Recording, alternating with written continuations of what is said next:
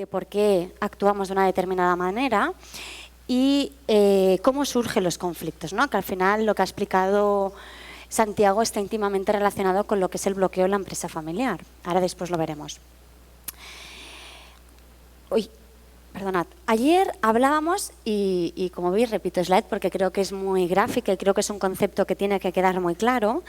Detrás de toda empresa hay personas y lo que les pase a estas personas tiene una implicación directa en la empresa. Y esto es un lema que nos tenemos que grabar con fuego porque es una realidad. Normalmente suelen decir, y creo que ayer Santiago lo mencionó, que las crisis empresariales se generan como consecuencia de las malas relaciones entre los socios. Por lo tanto, lo que les pase a las personas ya desde un punto de vista jurídico, que es lo que vimos ayer, ¿no? De aquellos momentos vitales que existen en la vida de toda persona o por lo menos de sus familiares más directos, van a tener un impacto directo, pero es que también las relaciones entre los socios, lo que piensan, cómo piensan, todos los modelos mentales que nos ha explicado Santiago, esto va a tener un impacto directo en las relaciones entre ellos y consecuentemente en lo que es el patrimonio familiar. Se dice que el desgaste de la paz familiar mantenido en el tiempo puede llegar al bloqueo. ¿Qué nos está diciendo esta frase?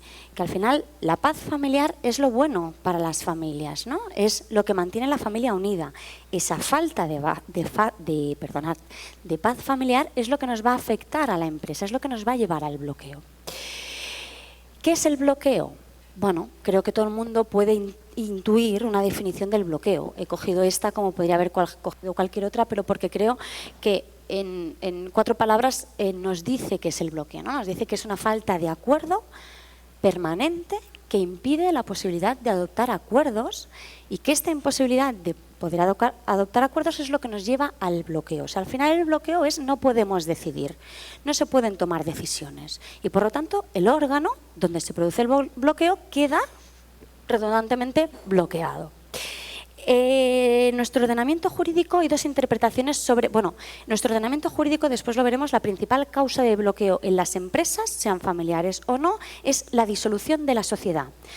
Alguien podrá pensar, qué drásticos, qué peligroso es llegar al bloqueo. Es peligroso llegar al bloqueo y sobre todo si lo que hacemos es aplicar las disposiciones legales de una forma taxativa, ¿no? Y de una interpretación literal.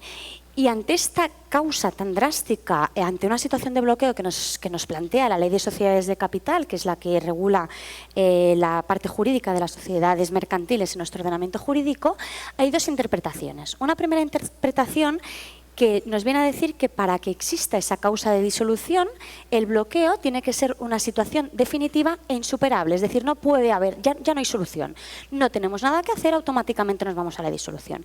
Y hay otra interpretación que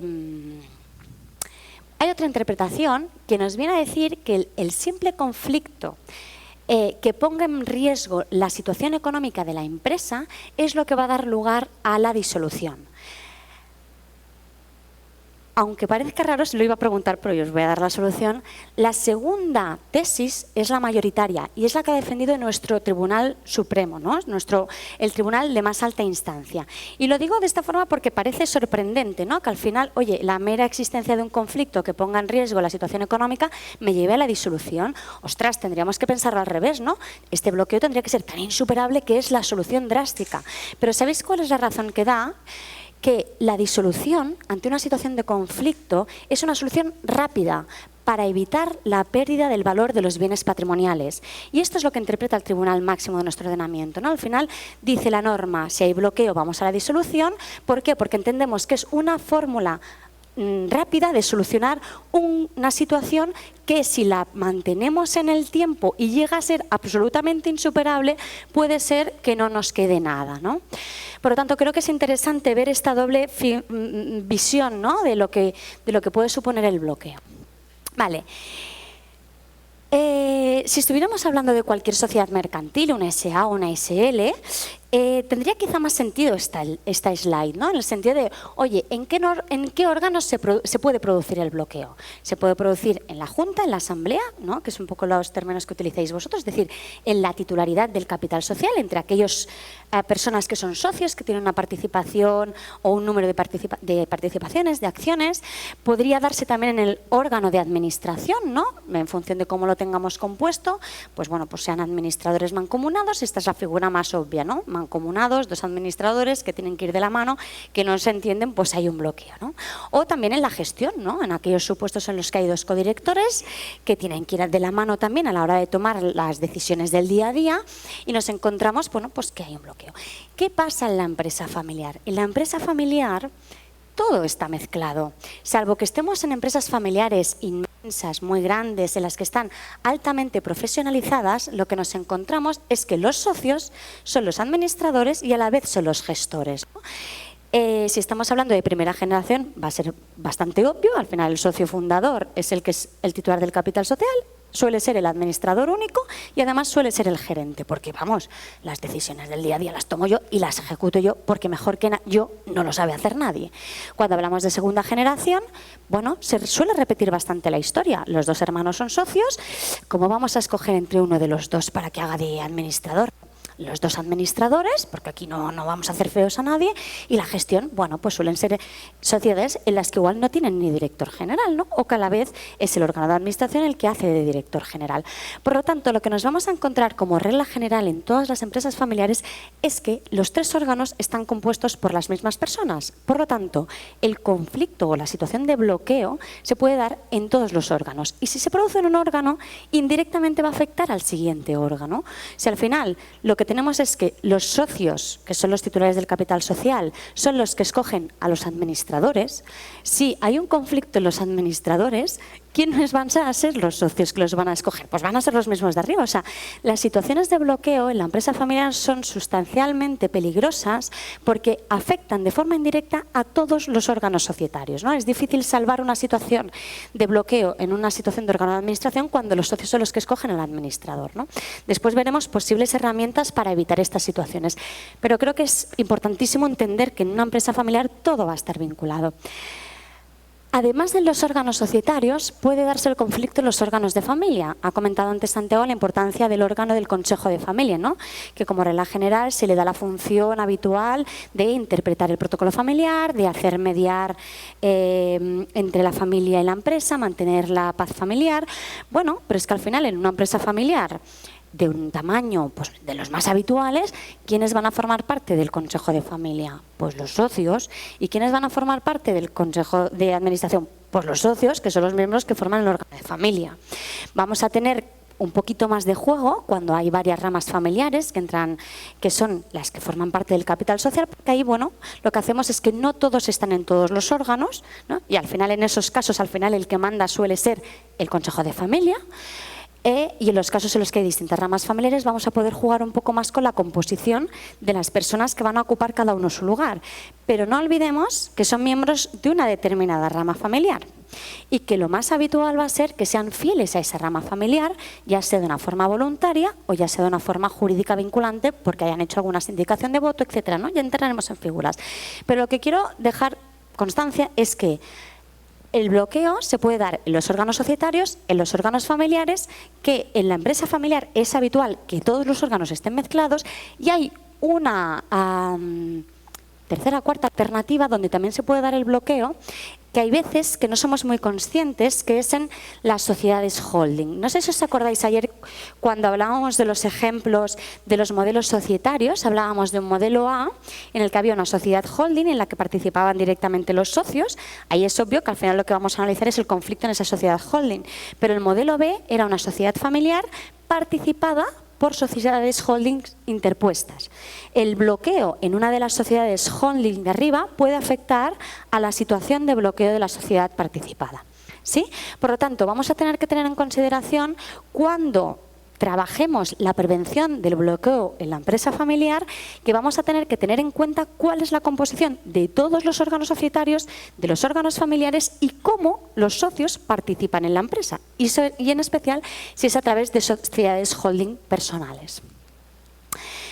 Se suele decir, y también lo ha comentado Santiago, ¿no?, que al final el talón de Aquiles de la familia es la empresa y el talón de Aquiles de la empresa es la familia. Son dos sistemas íntimamente relacionados que lo que pasa en uno puede afectar en el otro y lo que pasa en el otro puede afectar al uno, y que los dos parten de conceptos o de emociones completamente distintos, ¿no? Ayer lo hablaba Santiago, la racionalidad y la emoción, ¿no? Por lo tanto, son dos sistemas con los que constantemente, cuando hablamos de empresa familiar, hablemos de lo que hablemos, vamos a tener que tener en consideración.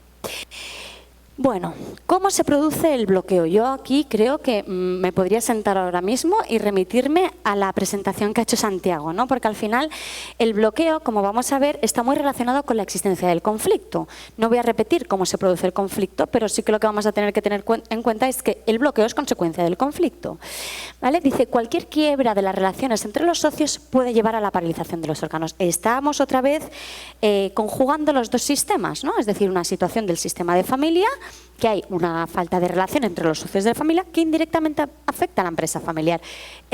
No lo podemos disgregar, va a ser muy difícil, salvo, repito, que estemos en instituciones grandes y muy profesionalizadas en las que la emoción de los familiares o la relación de los familiares pueda resultar residual, ¿no? O que al final quede muy en concreto en temas muy determinados.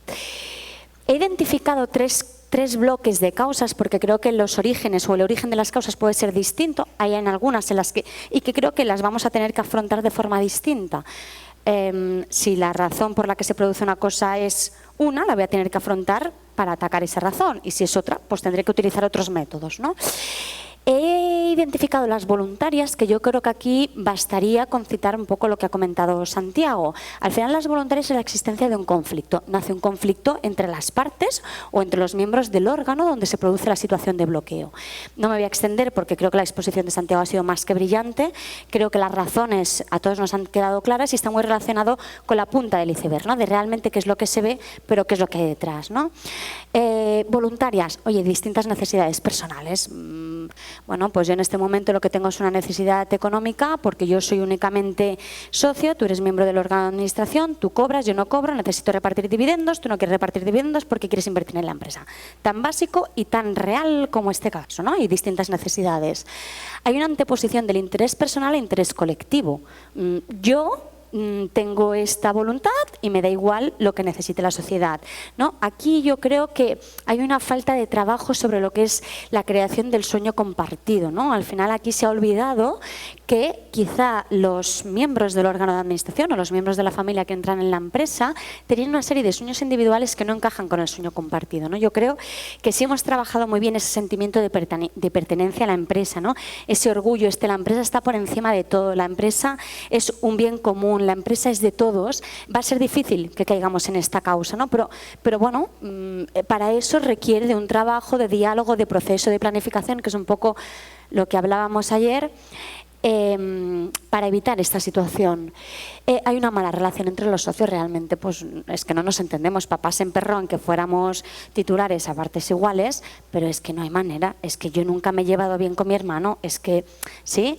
Desconocimiento de la gestión del negocio. Bueno, pues al final se toman una serie de decisiones que son nefastas, se buscan culpables, etcétera, ¿no? Me remito a lo que ha comentado Santiago del conflicto, que creo que es insuperable. Hay otras causas de generación del bloqueo en las que sí que tenemos que pararnos a pensar porque vamos a poder regularlas, ¿no? Y vamos a poder tenerlas en consideración, que son las que he llamado como causas estructurales. Podrían haber muchas y en función de cada caso concreto podríamos entrar a analizarlas, pero he intentado identificar las más comunes o con las que yo habitualmente más me encuentro. Quiero dejar claro que son herramientas o estructuras que pueden ser muy positivas, pueden ser muy tranquilizantes, pueden ser muy buenas y de hecho yo las recomiendo y yo las utilizo muchísimo. Pero para poder utilizarlas bien vamos a tener que ser conscientes de que son situaciones que nos pueden llevar a un conflicto si no han sido bien trabajadas.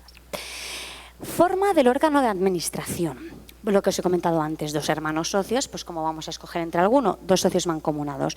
Hay una interacción directa entre los dos órganos, pero si nos fijamos solo en el órgano de administración, todo el mundo es el ejemplo que nos pondría. Claro, dos administradores mancomunados, mano común, para hacer cualquier cosa van a tener que ir juntos. Si hay una conflicto entre ellos, vamos a tener un bloqueo.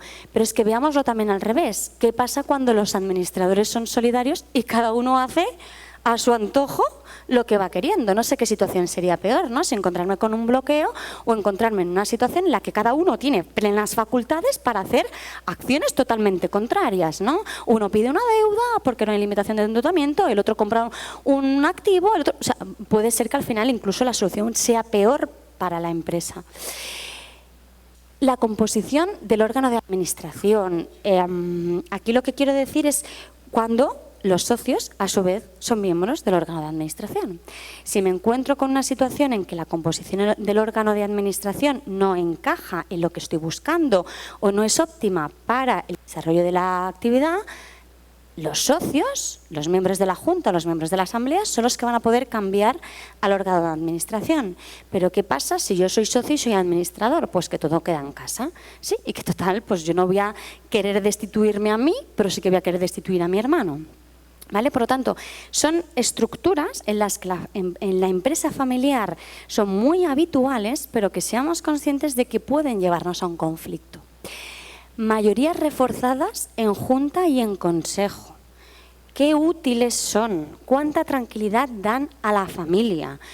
Mayorías reforzadas, ¿a qué me estoy refiriendo? Me estoy refiriendo a que se suele hablar de lo que son los abusos de la mayoría o los abusos de la minoría, ¿no? Los abusos de la mayoría, al final tengo una mayoría en el capital social y aquí decido, me lo guiso, me lo como y yo me estructuro como a mí me parece que está bien.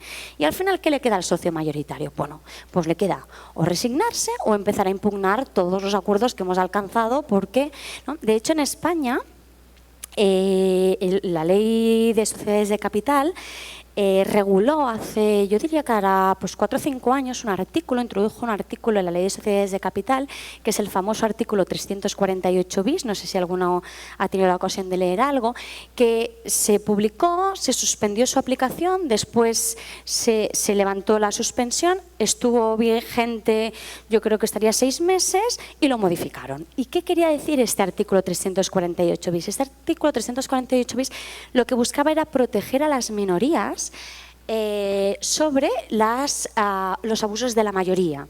¿Y qué te venía a decir o qué es lo que nos viene a decir? Porque ahora está en vigor, lo que pasa que ha cambiado los criterios de aplicación. Nos viene a decir que aquellos socios que hayan votado en contra del no reparto de dividendo tienen derecho a sí o sí exigir un reparto de dividendos en la compañía y que si no se reparten los dividendos tienen derecho a salir de la compañía y el resto de socios están obligados a comprarle su participación.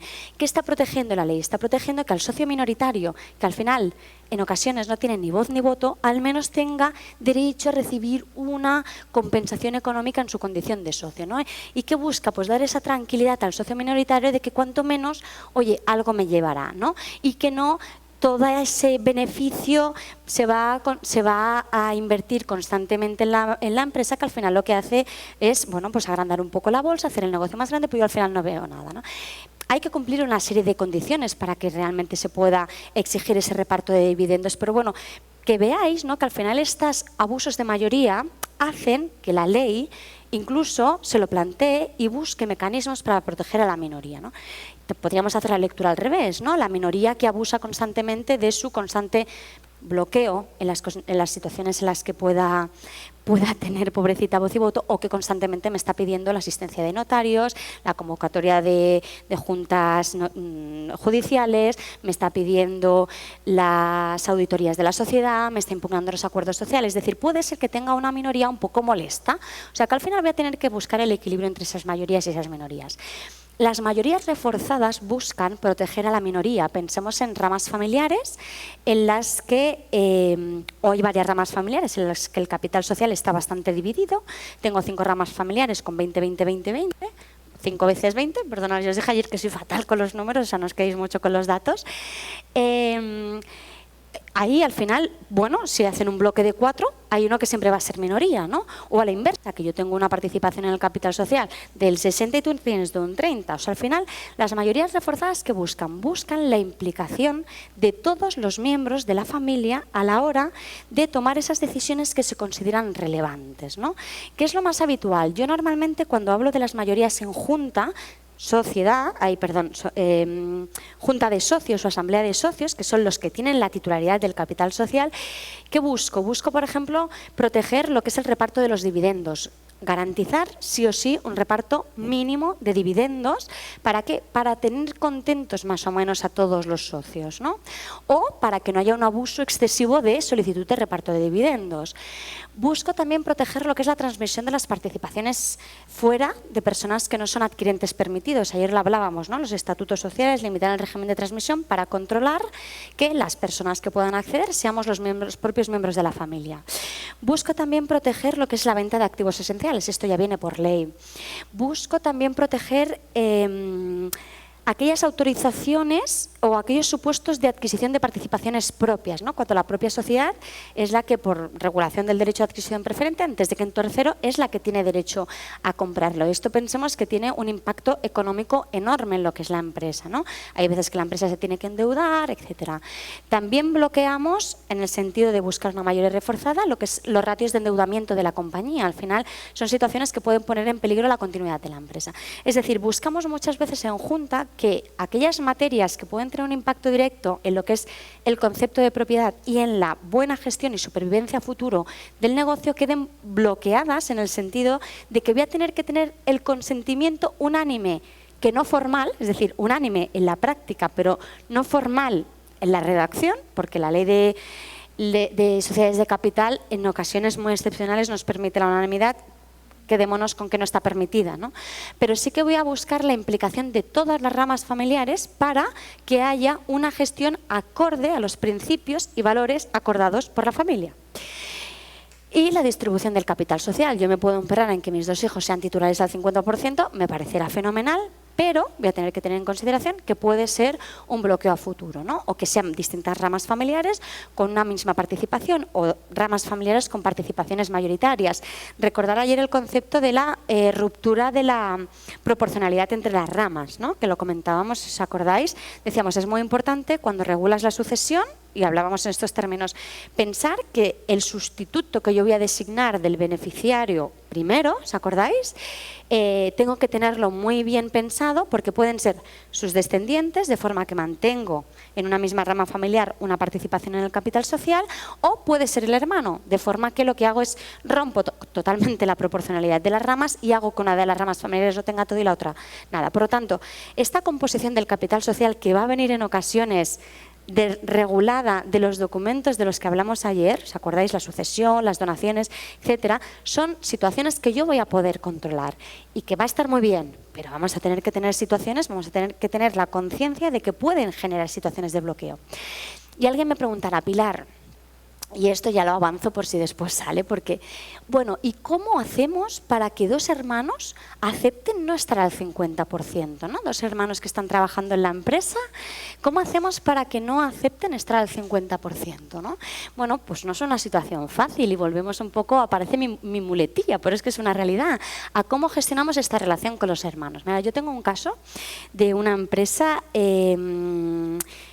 familiar, que es una familia que lleva históricamente dedicándose al espectáculo desde hace 3 o 4 generaciones, pero no lo habían organizado nunca como una estructura familiar, ¿no? Era por, bueno, una tradición histórica de la familia que se realizaba, bueno, pues esta actividad. Y ahora han tenido un boom, bueno, tuvieron la inversión de un socio capitalista que les ha llevado, bueno, pues yo creo que la empresa de espectáculos más grandes del mundo. Hacen espectáculos en todas las partes del mundo, ¿no? Están los dos hermanos trabajando, el director general es hermano mayor y la directora de marketing es la hija. Y cuando yo me siento con los padres tienen clarísimo que tiene que ser 51 el hijo y 49 la hija. Bueno, pero ¿y esto cómo lo comentamos? No, esto ya se lo encontrarán, pero vamos a ver. Juan, con todo el cariño del mundo, pero esto hay que trabajarlo con tus hijos, porque lo que no quiero es que cuando vosotros faltéis se encuentren con este pastel. Entonces, ¿cómo lo hacemos? Bueno, os parecería un bicho malo, ¿no? Porque al final lo que hago es un poco hacer que las personas lleguen un poco a esa misma convicción. Pero es que creo que es la única forma, ¿no? De que ellos lo acepten de forma voluntaria. Entonces, te sientas con los dos hijos y les haces preguntas muy sueltas, muy indirectas. La hija se queja de que es directora de marketing y que no la tienen en cuenta las decisiones relevantes y que ella también es de la familia, ¿no? ¿no? Y el hijo, lo que, bueno, es el director general, le dice, no, pero tú no te preocupes, tranquila, si yo estoy contigo, yo estoy a tu lado, ¿no? Es decir, se genera, entonces ya vas viendo cuál es la dinámica entre ellos. Entonces poco a poco les preguntas, bueno, oye, ¿y el día de mañana si hay alguna situación de bloqueo? No, no, no. Entonces ya automáticamente y ahí se te abre el cielo y dices, ya tengo la solución. Que la hermana dice, no, no, no, yo lo que diga mi hermano. Lo que diga mi hermano. Entonces, ahí lo que tendremos que plantearnos es que aunque el hermano tenga un 51%, que es un 1% más, ¿cómo afecta a los dividendos, ¿no? Es decir, a rendimientos económicos? Si realmente hay un histórico de reparto de dividendos, puede ser que sea un pequeño problema que tengamos que regular, ya sea con derechos políticos, con derechos de voto plurales o con participaciones sin voto, para equiparar lo que es el rendimiento de dividendos, ¿me explico? Que no afecte una mayor participación en el capital social a los dividendos, a los, lo diré, derechos económicos, o puede ser que sea una sociedad en la que históricamente no se han repartido dividendos, que los hermanos tienen un sueldo, que es el caso, y que al final el tema de los dividendos no afecte, por lo tanto, el tema queda ahí, ¿no? Por lo tanto, el hecho de aceptar el que yo no voy a estar en unas condiciones estrictamente iguales con mi hermano es porque voy a entender que antes de llegar a ningún conflicto voy a preferir que alguno de los dos tome la decisión, ¿no? Y si mi hermano es el director general, es el que sabe, lo voy a tener muy fácil, ¿no? Por lo tanto, va más allá del trabajo que tenemos que hacer de regular un 50-50 o 51-50. Vale, y las terceras que he identificado son las causas involuntarias.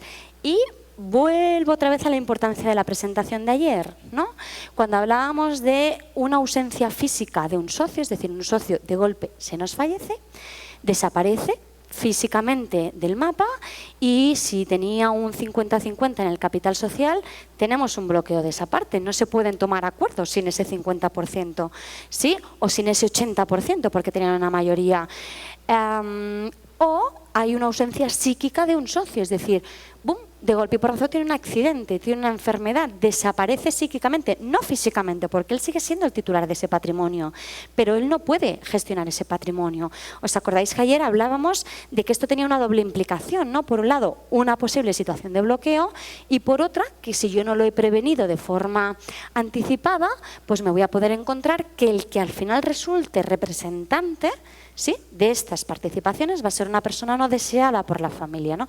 Por lo tanto, yo creo que estas causas involuntarias al final se producen cuando hay una ausencia de planificación y me remito nuevamente a lo que comentábamos ayer, que era un poco el mensaje con el que quería que os quedarais, y no he previsto. Estos dos supuestos, y seamos muy realistas, pueden producir un bloqueo meramente temporal hasta que se solventa lo que es la sucesión, es decir, hay un fallecimiento, hay un testamento, está todo controlado, ¿sí? Y se siguen los trámites para poder adquirir este patrimonio recibido mortis causa. En España es bastante más sencillo ese testamento, es una mera escritura notarial. Creo que vosotros tenéis que seguir algún trámite judicial que lo que hace es alargar la situación, ¿no?, de falta de persona que pueda ejercitar esos derechos políticos. También os digo que desde el punto de vista del derecho jurídico sucesorio, en concreto el catalán, hay alguna figura que nos permitiría evitar esta posible situación de bloqueo, que es que tú puedes legar las participaciones, es decir, hacer una atribución concreta de un bien concreto y que desde el momento del fallecimiento esa persona que es beneficiaria del legado que no heredero, ¿sí?, ya tiene o puede ejercer los derechos políticos de las participaciones. Tendríamos que buscar, pero a priori lo que nos encontramos es fallece el socio, tenemos que arreglar los trámites, podemos tardar 1 mes, 2 meses, 3 meses, el tiempo que sea necesario y puede ser un bloqueo temporal. Lo mismo con la incapacidad, puede ser un bloqueo temporal hasta que no tengamos a una persona que haya sido designada judicialmente como representante legal, o puede ser más cortito si yo lo he previsto, he hecho unos poderes que valgan incluso el supuesto de incapacidad hasta que en todo caso se me declare incapaz. Se ve, ¿no? Pero es que, ¿qué es lo importante? Que es que pueden ser situaciones de bloqueo indefinidas, definitivas, determinantes. ¿Por qué? Porque es que yo he nombrado heredero a mi cónyuge. Y claro, y el cónyuge es que nadie lo quería en la empresa. ¿Os acordáis de ayer Juan, no?, de lo mala que era su mujer? Pues yo he nombrado heredera a mi mujer. ¿Y esto qué va a generar? Va a generar una situación de conflicto como a futuro. Por lo tanto, va a ser muy importante tener en consideración esta planificación de estas posibles causas, que lo vemos como un tema, bueno, esto va en la persona, no, esto va en la persona, pero es que la persona es la empresa y va a afectar directamente a la empresa. Y lo mismo puede pasar en los supuestos de incapacidad, ¿no? Es decir, es que yo no he hecho nada y el representante legal que designa al juez es mi cónyuge. ¿Dónde va a estar el conflicto? Va a ser eterno. ¿Vale? Por lo tanto, estos 3 bloques de causas, como veis, tienen orígenes distintos y que todas ellas nos pueden llevar a lo que es la paralización de los órganos por una situación de conflicto, de bloqueo. ¿Vale? ¿Qué efectos produce? Bueno, os podéis imaginar, y vuelvo a insistir en lo que decíamos ayer de lo que serían los motivos de por qué las empresas familiares no sobreviven al tiempo, ¿no? Podríamos estar 45 minutos hablando de cómo se produce el bloqueo. Me remito completamente otra vez a la presentación que ha hecho Santiago, los efectos de identificar cómo se produce el bloqueo, ¿no? Que es el bloqueo, el conflicto, que es la causa del bloqueo en las situaciones voluntarias, ¿vale? Y en ocasiones estructurales. Disolución de la sociedad es la solución práctica, rápida y efectiva que nos da la Ley de Sociedades de Capital española. Las peleas por el poder, esto va a ser absolutamente inevitable, ¿no? A la que hay una contraposición de intereses o de posiciones, ¿no? Que es la punta del iceberg, aquí vamos a hacer una pugna por el poder. Ya veremos después si podemos hacer algo o no. Uy, perdonad. Crecimiento del sentimiento de ajenidad. Esto va a ser inevitable, ¿no? Es decir, al final es una sociedad en la que yo ya no me siento escuchado, yo ya no me siento importante, yo no me siento partícipe, pues al final, ¿sabes qué digo? Pues mira, oye, que yo tengo otras cosas en la vida y que al final la sociedad queda en un segundo término. Yo tengo un caso de dos ramas familiares, que eran los 2 titulares de 2 empresas familiares, totalmente separadas, actividades completamente distintas, en las que históricamente habían acordado que cada una de las ramas familiares se encargaría de la gestión, no, perdonad, al revés. Inicialmente, cuando fallece el padre, ¿sí?, deja a los 2 hermanos encargados de las 2 sociedades. Llega un momento en el que una sociedad, en una de las sociedades, hay un bloqueo entre los 2 hermanos. No se ponen de acuerdo, entonces llegan a la solución de, oye, mira, tú te encargas de la empresa A y yo me encargo de la empresa B. ¿Qué ha pasado con la rama familiar que se ha desvinculado de la empresa A y la rama familiar que se ha desvinculado de la empresa B? Que no la sienten como suya. Y esta familia vino a sentarse a querer hacer un protocolo familiar. Pues en la primera reunión ya vi que era imposible hacer un protocolo familiar, porque es que era tan ajeno el sentimiento que tenían sobre las empresas familiares, que los intereses eran tan contrapuestos a los intereses comunes, que al final lo que buscaban los de la sociedad A, sacar rendimiento de la sociedad B, y los de la sociedad B, sacar rendimiento de la sociedad A. Al final fui muy franca y les dije, primero, fuera segunda generación, vamos a hablar con los socios de la primera generación, porque lo que te encontrabas era que eran 2 hermanos que eran los titulares, pero cada uno tenía 4 hijos. ¿Qué pasaba? Que los hijos afectaban en la relación de los hermanos. Porque es que mamá, es que ves, siempre eres la tonta. Porque es que al final siempre tu hermano hace lo que quieres. Y claro, tú estabas en el otro bando y pasaba lo mismo. Los hijos decían, es que papá, es que como al final siempre te dejas engañar. Y al final llegó un momento que les dije, mirad, ¿sabéis qué vamos a pasar aquí? No podéis hacer un protocolo familiar, no estáis en las disposiciones necesarias como para poder dialogar y afrontar una serie de momentos claves. Vamos a hacer una cosa, yo me voy a sentar con los 2 padres, con los 2 hermanos, voy a fortalecer la relación entre los 2 hermanos, no quiero interferencias de los hijos, tenéis que respetar que vuestros padres son hermanos y que la visión que tienen el uno del otro no es la que vosotros tenéis con respecto de vuestros tíos, es completamente distinta la visión y por lo tanto a partir de aquí me voy a sentar con ellos y vamos a ver qué temas concretos vamos a poder tratar porque os están generando conflictos. Y lo que hicimos fue lo que yo llamo un pacto de familia, que al final no deja de ser un mero pacto entre socios en los que se regulan 4 puntos esenciales para evitar que estas situaciones de bloqueo, ¿vale? Por lo tanto, es inevitable que cuando hay bloqueos nazca el sentimiento de ajenidad, ¿no?, frente a ese bien común que ya no lo sientes tuyo. Pérdida de confianza. Bueno, hasta la fecha confiaba plenamente en ti. Hay cosas que veo que no entiendo por qué me dices no. Ya empiezo a sospechar, ¿no? Ya no es tan limpio el río que corría. Creación de bandos de familia y empresa. Esto es inevitable. Al final, ¿yo a quién voy a seguir? A mi padre. Tengo que ser muy evolucionado psíquicamente para poder entender que es que mi padre no tiene razón y poder sentarme con mi padre y decirle, papá, vamos a ver. O sea, no. No, no. Cada uno tenemos un núcleo familiar donde vivimos, donde nacemos, donde nos criamos y tenemos un sentimiento de lealtad inconsciente, ¿no? Entonces, ojalá se pudiera llegar, ¿no? Que es un poco lo que le decía a Santiago. Yo creo que toda la estructura de Santiago, si todos fuéramos capaces de desarrollarla a nivel interno, todo sería mucho más sencillo, ¿no? Porque al final acabas entendiendo el porqué de las cosas, pero la realidad es la que es, ¿no? Por lo tanto, hay sentimientos de lealtad inconsciente que al final lo que hacen son bandos. Y no solo bandos en la familia, sino también en la empresa. Aquel administrador que ha sido designado por una rama familiar, ¿a quién le va a ser leal? A su rama familiar. Y si la otra rama familiar ha designado a otro consejero, ¿a quién le va a ser leal? A su rama familiar. ¿Dónde estamos trasladando el conflicto? Al órgano de administración y dentro de la propia empresa, los propios trabajadores. Al final tienes más feeling con otro, te cuentan una versión que nunca escuchas la otra porque no tienes acceso a esa segunda versión y al final se generan bandos, hay posiciones, ¿no? Y al final acaba afectando a todo el negocio. ¿Y qué genera? Un perjuicio en la imagen de la compañía de cara a terceros. ¿Y cómo nos afecta? Pues que perdemos oportunidades, pues que aquella superoperación que nos podía traer aquel supercliente, pues mira, tenía otra alternativa y como aquellos tienen una paz familiar armoniosa que no le está generando ningún problema, bueno, pues se la van a dar al otro. Y es una realidad de la que tenemos que ser conscientes, ¿vale? Y evidentemente la pérdida del valor patrimonial no va a ser lo mismo que yo venda a la sociedad a trocitos que yo, sí, oye, antes de prever esta situación de bloqueo no pasa nada, lo tenemos controlado, oye, métodos de venta, ¿no? Que es un poco lo que nos dice la ESCS de Capital. Vale, ¿cómo prevenir el conflicto? Bueno, pues estamos un poco en lo de siempre, ¿no? Al final, bueno, hablar, tomar conciencia, planificación, si es que no hay otra solución, es ser consciente de que se pueden dar estas situaciones de bloqueo, ¿no? El protocolo familiar o pacto de socios, ¿no? Al final todo lo regula, todo está regulado. La pena es un poco lo que comentábamos ayer en el momento de charla, ¿no? Al final tenemos unas culturas que no están muy acostumbradas, ¿no? al afrontar un protocolo familiar, ¿no?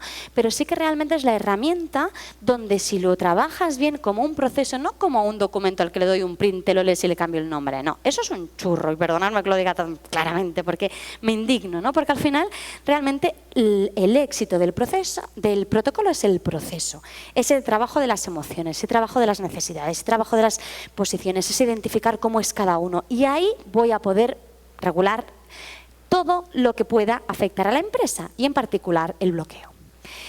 Comunicación entre generaciones, lo dijo ayer Santiago, lo ha repetido hoy, ¿no? Lo importante que es que las familias tengan un lugar de diálogo, que no los domingos nos sentemos a comer, en España se sientamos a comer el arroz, la paella, ¿no? Y tengamos que hablar de las situaciones de familia, porque la mamá no va a querer generar estas situaciones, porque sabe que hay temas delicados que puede ser que generen y que se amargue la comida del domingo, ¿no? Por lo tanto, hay que buscar ambientes o momentos para poder tratar estos temas entre las distintas generaciones, ¿no? Hay que trabajar con la familia que tenga la posibilidad de, me lo invento, oye, los viernes por la tarde nos sentamos en la empresa a hablar de temas de la empresa y después nos vamos todos juntos a tomar unas cervezas o como familia, pero tenemos que identificar los momentos donde puedan tener comunicaciones entre las generaciones, ¿no? Generaciones y también entre los hermanos, si fuera el lugar. Alineación de las preocupaciones familia y empresa. Aquí Santiago ha puesto de manifiesto la figura del cónyuge, ¿no? Nos contaba que, bueno, claro, que cuando la hija tiene un conflicto con el tío, va a papá y papá, bueno, cariño, no pasa nada, y ¿a quién llama? Llama a mamá, ¿no? Nosotros siempre decimos que identificamos dos tipos de cónyuges. Uno es el cónyuge catalizador, este que te ayuda, bueno, pues a pasar las penas, ¿no? Llegas a casa y vienes enfadado porque tu hermano te ha dicho, porque mira a tu padre, porque es que al final nunca te escuchan, y llegas a casa y te encuentras con una balsa de aceite y te dice, bueno, cariño, no te preocupes, y al final ya sabes cómo es tu padre, no puede entenderlo más, tú eres más inteligente, trabájalo tú, potencia el que tú seas capaz de resolver ese conflicto y no escalarlo más, ¿no? Y luego tenemos el otro tipo de cónyuge, que es el potenciador, que es el que ves, te lo dije, si es que eres tonto, si es que no puedes más, llevan toda la vida engañándote, claro, al día siguiente llegas cargado de argumentos, para no escalar el conflicto, generar 5 conflictos más, ¿no? Por lo tanto, ¿cómo vamos a poder controlar estas alineaciones y preocupaciones familiares? O no lo sé, o sea, tu hermano cobra más que tú y tú eres el que menos cobra y mira a tu hermano qué coche tiene y mira a nosotros qué pobrecitos somos, ¿no? O sea, al final son intereses familiares que afectan a la empresa. ¿Cuál es el secreto? Para mí el secreto es el dar pie a que este cónyuge se sienta parte de lo que es la familia empresaria. Es decir, hay que hacerle entender qué es la empresa familiar. No es un ente ajeno a ti, que tú eres político y no te queremos para nada. No, hay que integrarlo, hay que hacerle entender que la familia... que la empresa forma parte del histórico de la familia, que es un vehículo positivo para todos, que es de donde se pagan los estudios de su hijo, que es de donde vives, que es lo que te da de comer, que es que además mira a tu marido qué contento está porque es lo que han ayudado. Es decir, hay que hacerle sentir ese sentimiento de pertenencia también al cónyuge, ¿no? Entonces, ¿cuál es la herramienta que se suele utilizar? La figura de la asamblea familiar, que es un órgano de gobierno de la empresa familiar. ¿Os suena? Es este órgano en el que se suele invitar a la familia extensa, como se suele decir, en el que se hacen 1 o 2 reuniones al año, en donde va toda la familia, los familiares consanguíneos y los políticos, con los hijos, se hace pues una ruta por la empresa, se comenta un poco cuáles son las últimas novedades o los últimos hitos que han habido en la empresa familiar, se comparte con ellos, ¿no? Se les hace partícipe de esa ilusión que tenemos, les hace una gran comida, o hay familias que lo que incluso hacen es organizan viajes, ¿no? Yo tenía una familia en Logroño, que es una ciudad conocida por los vinos, por eso os la cito, allí en La Rioja, en España, que el sueño de la mamá era hacer un viaje al año con toda su familia. Y además lo decía muy orgullosa, y lo pago yo de lo que yo gano de la empresa. No salía de la empresa, lo pagaba la señora, ¿no? Porque para ella era un momento en el que mantenía la unión de toda la familia. Por lo tanto, vamos a que trabajar para evitar esas posibles situaciones de conflicto derivadas de situaciones personales o de necesidades familiares para que no nos afecten a la empresa. ¿Y qué más vamos a tener que bloquear? Pues vamos a tener que regular el bloqueo en sí. Es que no nos queda más alternativa, vamos a tener que ser muy realistas y muy conscientes de que hay determinadas situaciones que nos pueden llevar al bloqueo. ¿Cómo lo podemos regular? Podríamos aquí, yo siempre digo, echemos la imaginación al asunto, ¿no? Porque al final cada familia es un mundo, cada empresa es un mundo. Simplemente os cito quizá algunas de las más habituales y las más óptimas, ¿no? O las que mejor pueden funcionar, ¿no? Que son sencillas. El voto de calidad del presidente, ¿no? El voto dirimente, ¿no? Aquel voto en España solo lo podemos aplicar en lo que es el Consejo, en el órgano de administración. En la Junta no está permitido, no sé, aquí se me escapa vuestro ordenamiento. Igual, ¿no? Es decir, aquí lo que habríamos es, bueno, un voto dirimente en el Consejo de Administración o en el Consejo de Familia, ¿no? Somos 4 ramas familiares, lo que hacemos es que en caso de empate de 2 y 2, oye, el que sea presidente es el que va a decidir, ¿no? Va a ser voto dirimente, tu voto vale doble. Para que esto no genere una posición de poder, ¿qué es lo que se suele hacer? Se suele hacer que el cargo de presidente sea rotativo, ¿no? Es decir, para que, oye, pues esta posición o este poder lo tengan cada una de las ramas familiares en función del momento en el que se encuentran. Ramas familiares o miembros del Consejo. Otra solución sencillísima, si la estructura familiar nos lo permite, es crear un número impar en los órganos. Es decir, en lugar de ser 4, pues vamos a ser 5, ¿no? Es tan fácil como esto, entonces nunca va a haber un empate, ¿no? Y se suele incorporar también, o es recomendable incorporar algún tercero, es decir, si somos un número de miembros de familia que no nos permite generar unos consejos de números impares, lo que podemos jugar es con la figura del externo independiente, ¿no? Y si somos solo 2, pues creamos 3, pero metemos un independiente que siempre va a evitar la situación de bloqueo. Que es ya la incorporación de terceros ajenos a la familia. Opciones recíprocas de compra y venta. Ya podemos establecer desde ya, oye, qué es lo que va a pasar en caso de bloqueo. Aquí, ¿cuál es la problemática? Que vamos a tener que regular muy bien cuándo se pueden dar esas situaciones de opción de compra, ¿no? Es que yo te he dicho 3 veces que no. Ay, es que claro, es que yo opinaba que sí.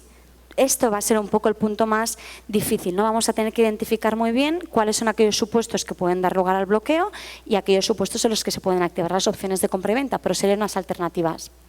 Separación, exclusión de socios, ¿no? Los pactos de salida. Aquí, bueno, la Ley de Sociedades de Capital Española establece una serie de causas concretas para lo que es la salida o la exclusión de los socios, pero sí que deja una puerta abierta, que es que los socios pueden acordar distintas causas, ¿no? Y las pueden incorporar en estatutos. Aquí de forma excepcional no te dice unanimidad, pero sí que te dice el acuerdo de todos los socios. O sea que al final son cláusulas excepcionales, pero que si la composición de la familia y de la estructura accionarial y de la composición de los órganos de la sociedad lo requieren, podríamos plantear una supuesta causa de separación o de exclusión del socio. La separación es más voluntaria, la exclusión es más involuntaria, ¿no? Te echamos. Pero que sí que podría ser una de las formas de prevención de lo que es la situación de bloqueo. Y la última, que esta es utilizadísima, los derechos de arrastre, el drag along y el tag along, los derechos de arrastre y acompañamiento, no sé si aquí los tenéis también, ¿no? Al final lo que haces es, oye, evito que en una situación de bloqueo, oye, mira, establecemos una mayoría en las que sí o sí vamos a tener que vender a un tercero y pequeñín, minoritario, no me vas a bloquear, ¿no? Al final estás obligado a vender conmigo. Y a la inversa, ¿no? Oye, grande, no me abandones aquí con un tercero que no se ve nada, ¿no? Entonces, es el derecho de arrastre, ¿no? Yo lo incorporo siempre, siempre, siempre, siempre en los pactos de transmisión de participaciones y de acciones sociales de la empresa familiar y los traslado siempre, siempre, siempre a estatutos. Sí que es cierto que el régimen de inscripción depende mucho del registrador que toque en cada momento, pero la última que he inscrito, que justo fue la de Logroño, bueno, me pusieron alguna peguilla porque querían un poco regular con mayor detalle cuál sería el proceso en virtud del cual se produciría, pero remitiéndote las normas de transmisión de las participaciones lo inscribimos sin ningún problema, ¿no? Sí que se suele requerir unanimidad también, es decir, que todos los socios estén de acuerdo, porque es que una de las causas de separación de la Ley de Sociedades de Capital Española es que se modifique el régimen de transmisión de las participaciones y yo no haya votado a favor. Por lo tanto, es una cláusula que jurídicamente es muy, muy, muy recomendable, pero que vamos a tener que tener, por lo menos en España, la cautela de que, según qué registro nos toque, vamos a tener que ser un poco más o menos meticulosos. Esto es cómo prevenir el conflicto, el bloqueo, pero ¿qué pasa si ya estamos en una situación de bloqueo, ¿no? Y aquí me remito también un poco a lo que ha comentado Santiago. ¿Qué pasa si ya estamos en una situación de conflicto, ¿no? Desde el punto Santiago lo ha explicado mucho más desde la parte interna de las personas, el potenciar la parte positiva, el intentar llegar a un diálogo, es decir, cómo deshacer ese bolillo que se ha creado, ¿no? ¿Cómo podemos deshacer este conflicto? Pues el bloqueo, podemos utilizar esas mismas técnicas de deshacer, ¿no? No sé si está bien dicho, el conflicto, porque al final si las causas son como consecuencia del conflicto nos van a servir las mismas, pero si no vamos a tener otras alternativas. Los métodos alternativos de solución de conflicto, ¿no? Los MASC, que también se conocen como los ADR, ¿no? La negociación, la mediación y el arbitraje. Yo, y con todos los respetos al arbitraje y a la negociación, soy partidaria de la mediación. ¿Por qué? Porque lo ha explicado Santiago de forma indirecta. Mira, os pongo un ejemplo muy sencillo, que es con el que yo suelo explicar las tres diferencias. Imaginemos una naranja. Y en esa naranja están las dos partes emperradas en que quieren la naranja. No olvidemos que cuando hay conflicto, lo ha explicado muy bien Santiago, hay un iceberg, después lo veremos, ¿no? ¿Y qué se ve? Pum, la posición. Quiero la naranja y quiero la naranja.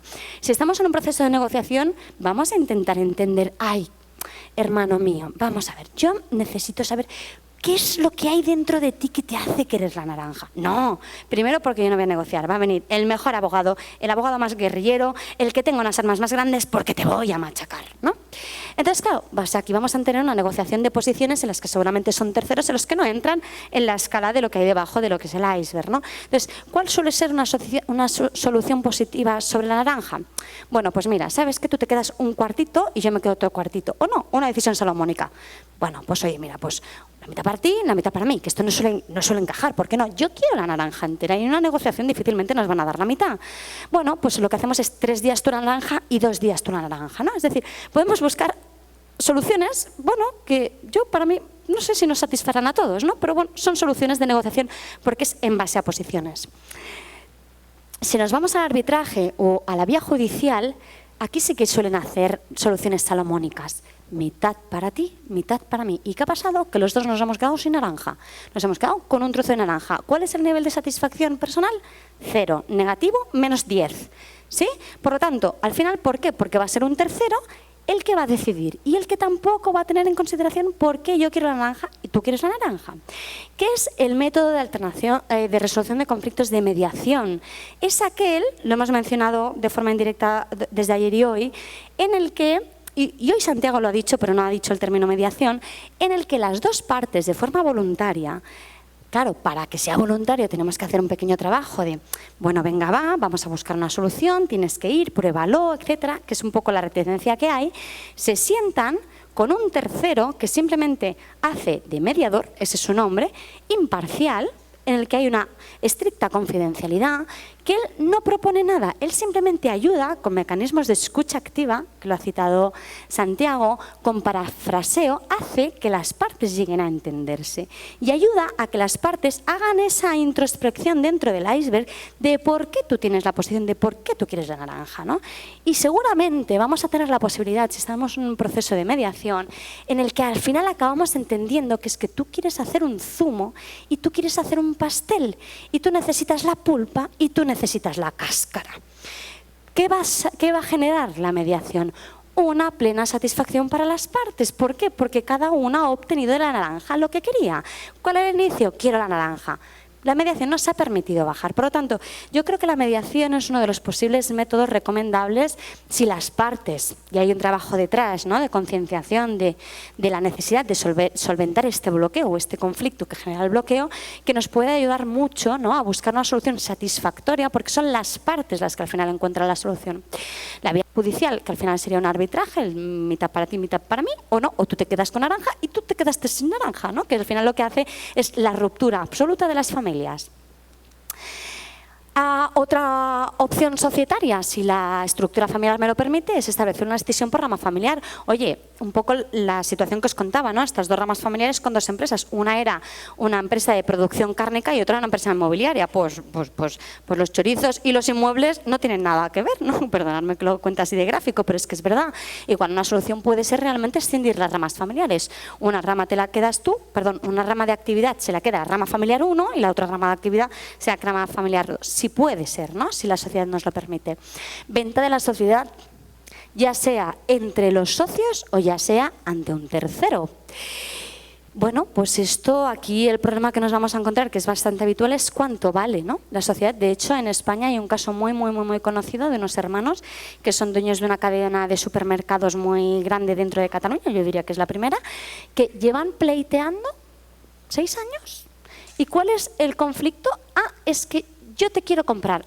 Bueno, pero es que la empresa vale, me lo invento, 10 millones.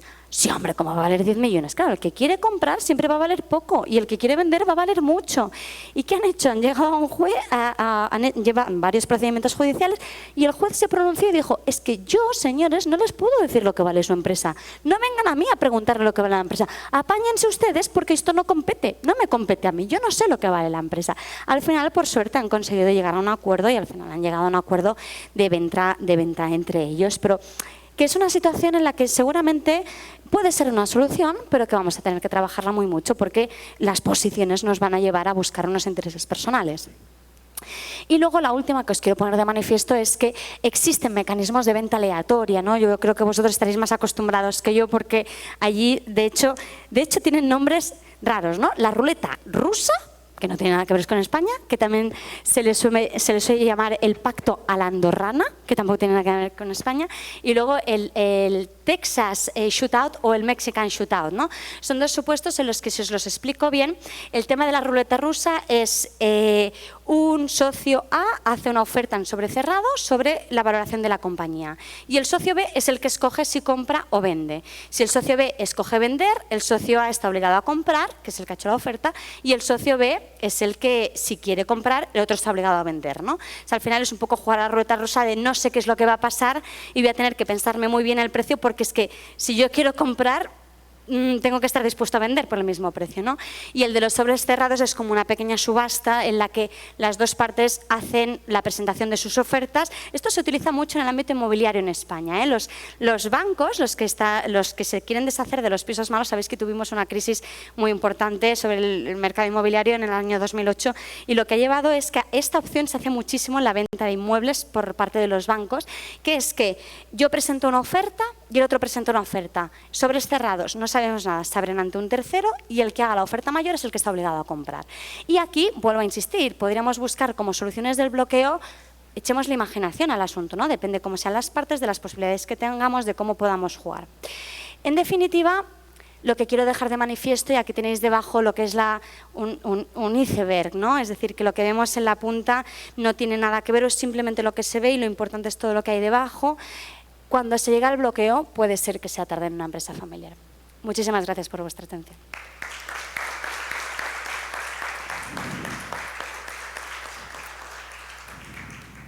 ¿Preguntas?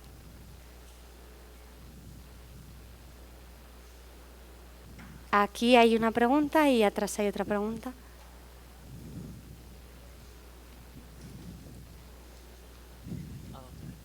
Aquí.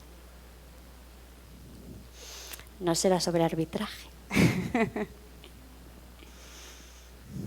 Muchas gracias, mil gracias por la ilustración de esta mañana, ha sido fantástica. Mi pregunta está vinculada más bien con una inquietud.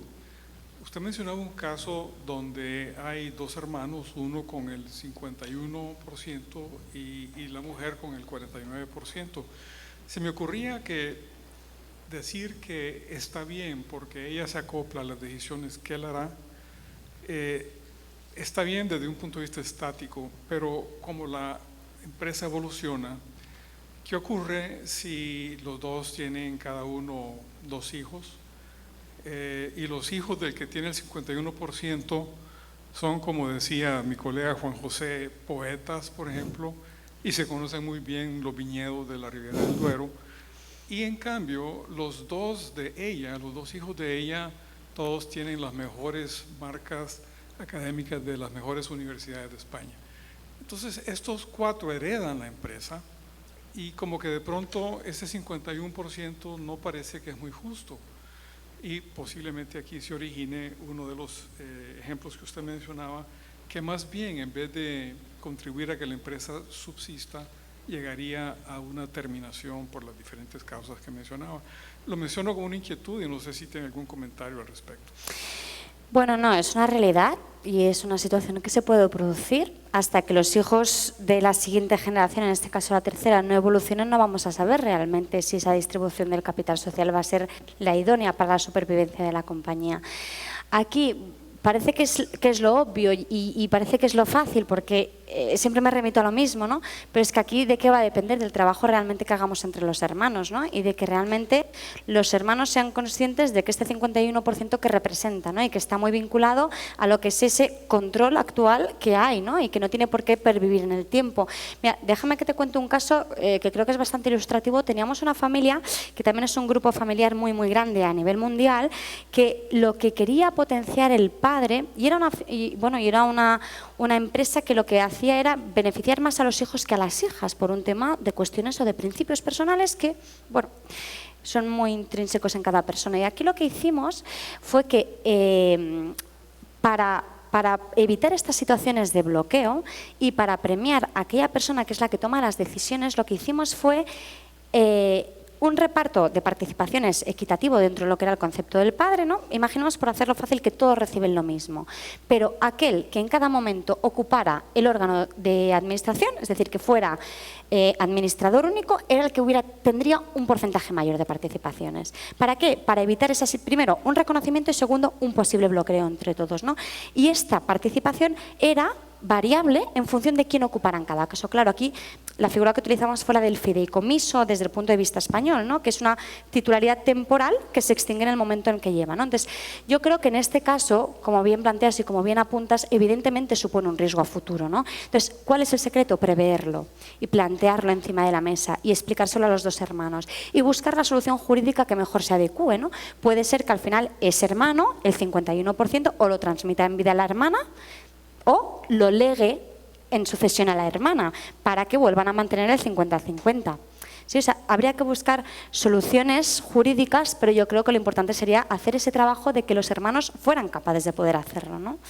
O sea, muchas gracias por la pregunta. Juan.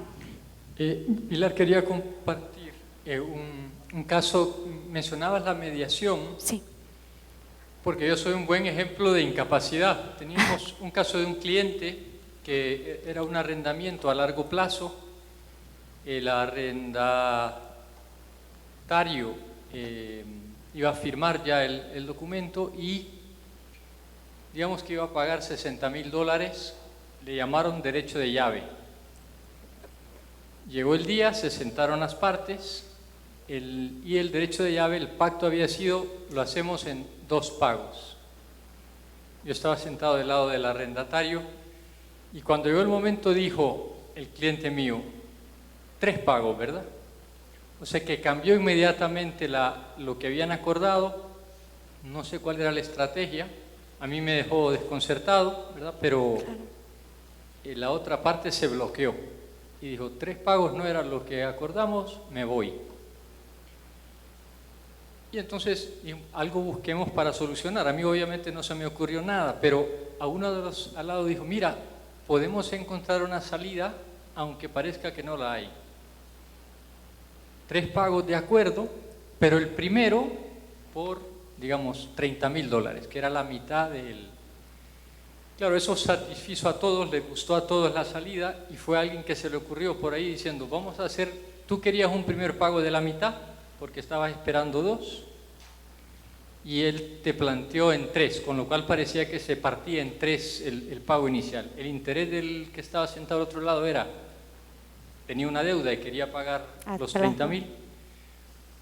Nos pudimos haber enfrascado en mala fe, y fue alguien que apareció, en este caso es un poco básico, ¿verdad? Tampoco era tan difícil llegar a esa salida, pero como para alentar a la gente a buscar siempre soluciones creativas de cómo llegamos al mismo lugar sin tener que romper como parecía que pasaba. El otro decía, me voy de aquí porque me cambiaste de 2 a 3. O sea que...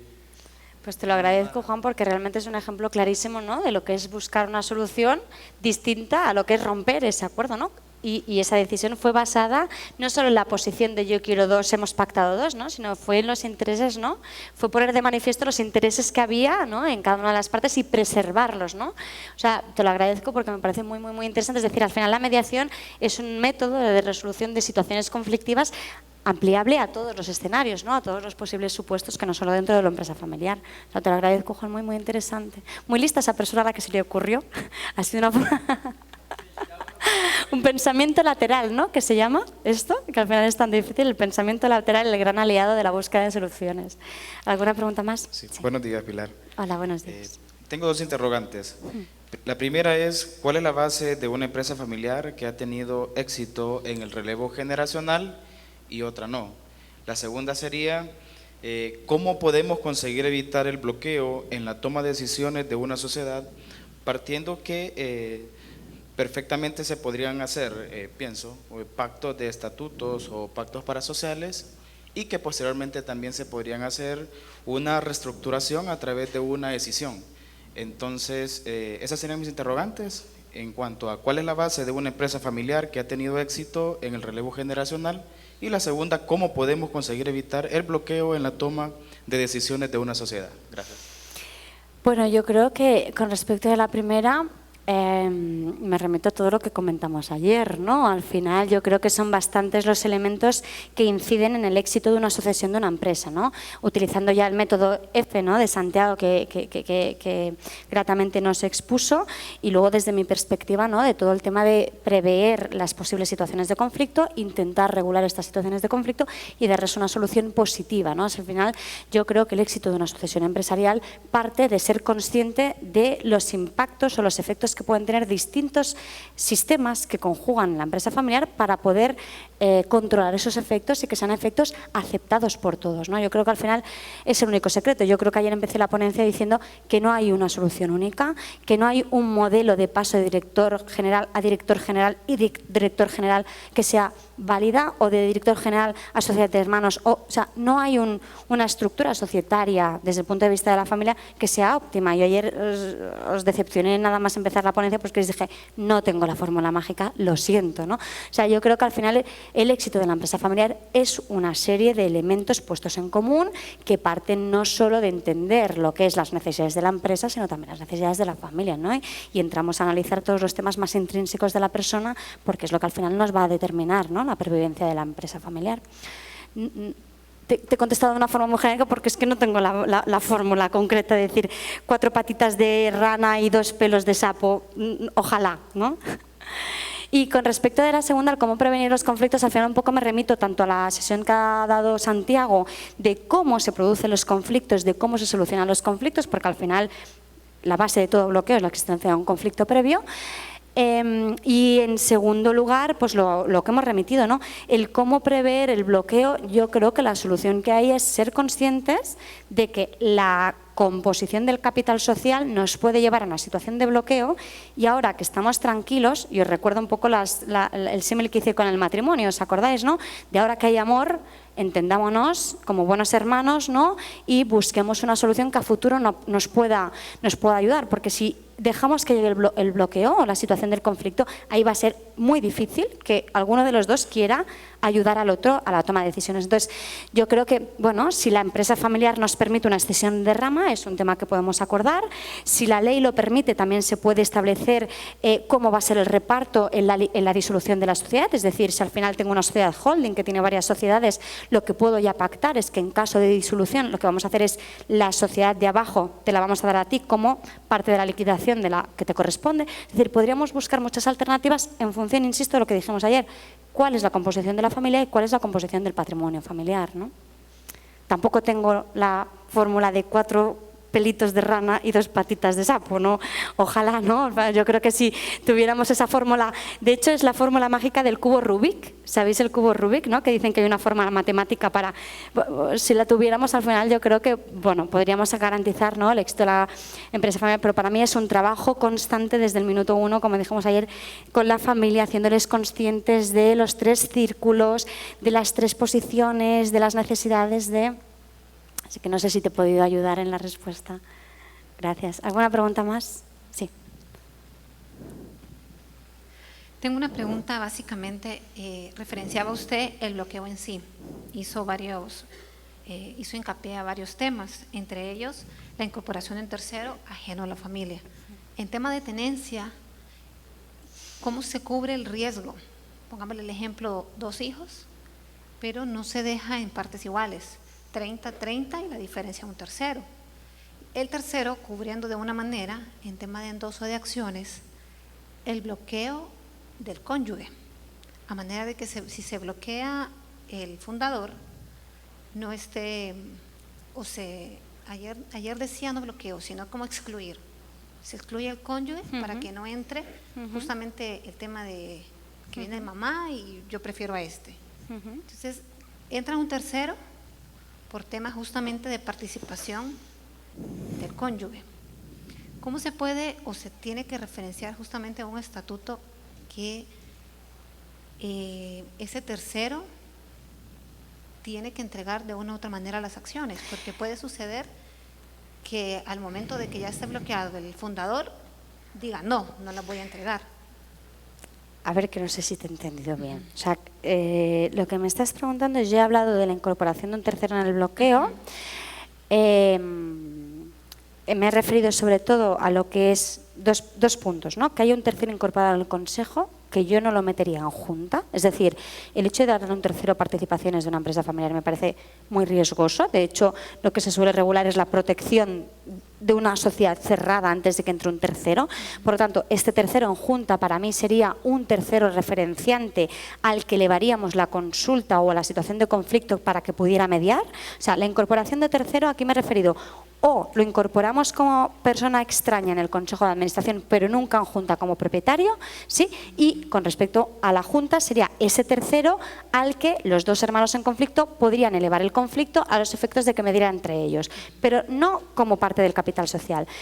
Si no he entendido mal, tu pregunta viene un poco relacionada en cuando lo que yo quiero, hablamos de una administración de las participaciones, ¿no? Es decir, al final yo soy dueño de unas participaciones, pero porque soy menor de edad o estoy incapaz, hay un tercero que las gestiona. ¿Esta es un poco tu pregunta? Vale. Al final aquí el tercero no es que tenga que entregar las participaciones, es que nunca son suyas. Hay un propietario de estas participaciones, que son los menores o que es la persona incapaz. Y en el caso que no existiera un propietario, siempre va a existir un propietario. Siempre va a existir, aunque claro. no esté endosado, porque normalmente aquí se habla de una tenencia, sí. Lo que se hace es un endoso. Ah, tú me estás hablando un poco de la... Tenencia de acciones. Es que es un poco distinto. Sí, creo que ayer un compañero, Óscar, creo que me explicaste esa situación, ¿no? Vale, es que hay un propietario formal y un propietario real, ¿no? Es este supuesto. Bueno, esto es un supuesto muy concreto de vuestra legislación. Aquí lo que nosotros lo reconocemos es como una fiducia. Es decir, es la figura en la que hay un propietario real, que es el verdadero titular, y hay un titular aparente. Es este supuesto, ¿no? Aquí, bueno, pues tendrán que establecer los pactos para garantizar, porque al final son figuras de confianza. Entonces, yo voy a tener que confiar plenamente en ti y en el momento de constitución de ese endoso voy a tener que regular muy bien cuándo tú me vas a tener que entregar los títulos, ¿sabes? Entonces, bueno, ahí lo que se pueden establecer son cláusulas penales o, si no, al final lo más habitual es que te puedas ir a un procedimiento judicial para intentar acreditar que realmente el verdadero titular eres tú, ¿no? O lo que también se suele hacer en España es la prenda de participaciones. Es decir, yo, ¿sabéis lo que es la prenda? Supongo que aquí funciona lo mismo. Es un título de garantía, es una garantía sobre bienes muebles, ¿no? Entonces, yo lo que hago es... a ver si te lo sé explicar bien, ¿no? De una forma sencilla. Tú eres el titular aparente de las participaciones, se utiliza mucho en la sindicación de voto, ¿no? Y tú tienes que votar de una determinada forma. Si tú no votas de una determinada forma, yo tengo derecho a quedarme tus participaciones. Sería un poco imaginar, ¿no?, cómo podríamos garantizar el cumplimiento de esas obligaciones asumidas entre fiduciario y fiduciante, que serían las figuras que utilizaremos en España. No sé si te he podido ayudar. ¿Sí? Vale. ¿Alguna pregunta más? Pues muchísimas gracias por todo. Luego nos vemos.